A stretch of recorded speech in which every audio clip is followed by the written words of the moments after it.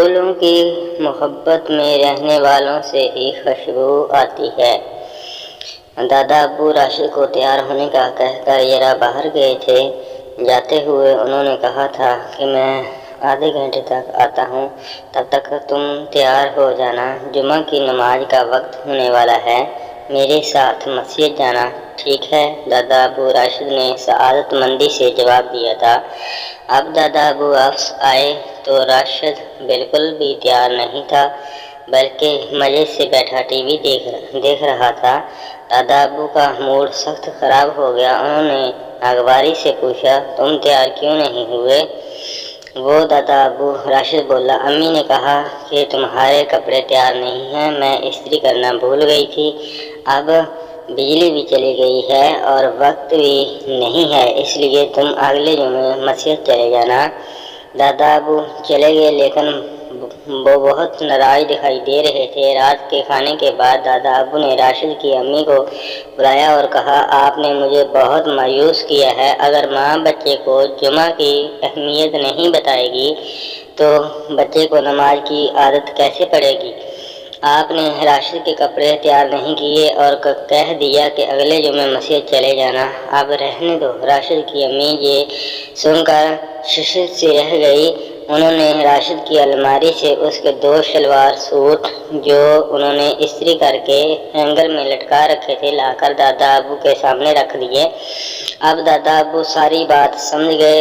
انہوں نے راشد کو بلایا اور اپنی امی کو وہاں دیکھ کر وہ بولا، مجھے معاف کر دیں دادا ابو، اصل میں میری پسند کے کارٹون لگے تھے ٹی وی پر، میں وہ دیکھ رہا تھا، جانے کو دل نہیں کر رہا تھا، اس لیے ایسے کہہ دیا، آئندہ ایسا نہیں کروں گا۔ تم آئندہ بھی ایسے ہی کرو گے؟ امی نے غصے سے کہا۔ جو اپنی ماں سے غلط بات منسوب کر سکتا ہے، دادا ابو اور ماں کے بیچ غلط فہمی پیدا کر سکتا ہے، وہ کچھ بھی کر سکتا ہے۔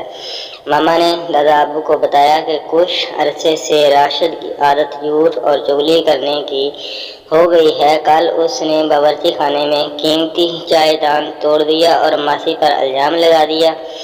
جب میں باورچی خانہ میں گئی، چائے دان کے ٹکڑے دیکھے تو راشد نے فوراً کہا، ماسی جہاں تھی، ابھی اوپر کمرے کی صفائی کرنے گئی ہے۔ اب جو میں نے ماسی کو بلا کر پوچھ کی تو وہ رونے لگی کہ اس نے تو چائے دان کو ہاتھ تک نہیں لگایا۔ بعد میں پتہ چلا کہ راشد نے باورچی خانے کی الماری سے بسکٹ نکالتے وقت لاپرواہی سے کام لیا، اس طرح چائے دان ٹوٹ گیا۔ یہ تو بہت غلط بات ہے دادا ابو نے، اگر بچے میں جھوٹ یا چغلی کی عادت پختہ ہو جائے تو نہ صرف اس کے لیے نقصان دہ ہے بلکہ ارد گرد کے لوگوں کے تعلق میں بگاڑ کا باعث بنتی ہے، اس لیے ہمیں کچھ کرنا ہوگا۔ امی نے کہا، ٹھیک ہے، آپ اسے سمجھائیں اور ان عادات کے نتائج سے آگاہ کریں، اور میں بھی کوشش کرتی ہوں، لیکن ایک بات ہے، دادا ابو نے کہا، راشد میں پہلے یہ عادت نہیں تھی، کچھ عرصہ پہلے ہی پیدا ہوئی ہے۔ بالکل یہی بات ہے، ماما نے کہا، میں بھی یہی سوچ رہی تھی کہ راشد پہلے ایسا نہیں تھا، سچ بولتا تھا، چاہے اسے ڈانٹ ہی پڑے، غلط بیانی سے کام نہیں لیتا تھا، اس کے لیے ہمیں کوئی لگانا پڑے گا کہ ایسا کیوں ہے؟ دادا ابو نے کہا۔ اگلے روز راشد کی امی اس کے سکول گئیں۔ اس کے کلاس ٹیچر اور پرنسپل سے پتہ چلا کہ راشد کا کلاس میں بھی یہی رویہ ہے۔ راشد اور اس کا دوست فرحان مل کر دوسروں کو تنگ کرتے ہیں، لڑائیاں کرواتے ہیں، جب ٹیچر تک بات پہنچتی ہے تو صاف مکر جاتے ہیں۔ راشد کی امی نے کلاس ٹیچر سے کہا، پہلے تو فرحان نام کا اس کا کوئی دوست نہیں تھا، یہ کب سے اس کا دوست ہے؟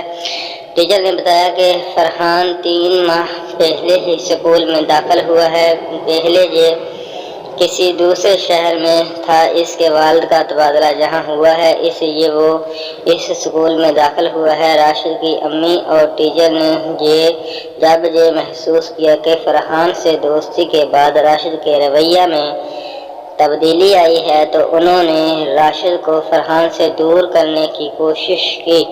ٹیچر نے فرحان کو الگ بٹھانا شروع کر دیا، اس سے پہلے یہ ایک ہی سیٹ پر بیٹھتے تھے، امی جان اور ٹیچر نے آہستہ آہستہ ان دونوں کو بری عادات کے نقصان کے بارے میں سمجھانا شروع کر دیا کہ یہ اصل میں فرحان بہت بگڑا ہوا بچہ تھا، جس کی دوستی کی وجہ سے راشد میں بری عادات پیدا ہوئی تھی۔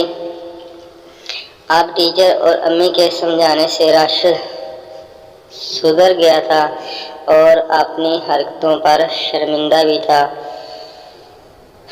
اسے احساس ہو گیا تھا کہ جھوٹ کے پاؤں نہیں ہوتے، یعنی وہ چل نہیں سکتا، ایک نہ ایک دن کھل جاتا ہے اور پھر شرمندگی ہوتی ہے، اور اسے بڑوں کے سمجھانے سے یہ بات بھی سمجھ آ گئی تھی کہ بری صحبت سے بچنا چاہیے، اس کا بہت نقصان ہوتا ہے۔ بری صحبت شخصیت تباہ کر دیتی ہے۔ راشد کو یاد تھا کہ فرحان اسے کہتا تھا کہ یار جھوٹ بول دیا کرو اور مکر جایا کرو، لیکن راشد کو اس کی بات پر عمل کر کے ہمیشہ شرمندگی ہی اٹھانا پڑی تھی۔ لیکن اب اس نے سوچ لیا تھا کہ اب وہ سوچ سمجھ کر اچھی عادات والے لڑکے کو اپنا دوست بنائے گا، کیونکہ پھولوں کی صحبت میں رہنے والوں سے ہی خوشبو آتی ہے۔ اگر ہماری ویڈیو آپ کو اچھی لگی ہو تو ہمارے چینل کو سبسکرائب کر دیں اور بیل کے آئیکن کو پریس کر دیں، اور ویڈیو کو لائک اور شیئر کرنا مت بھولیں۔ شکریہ۔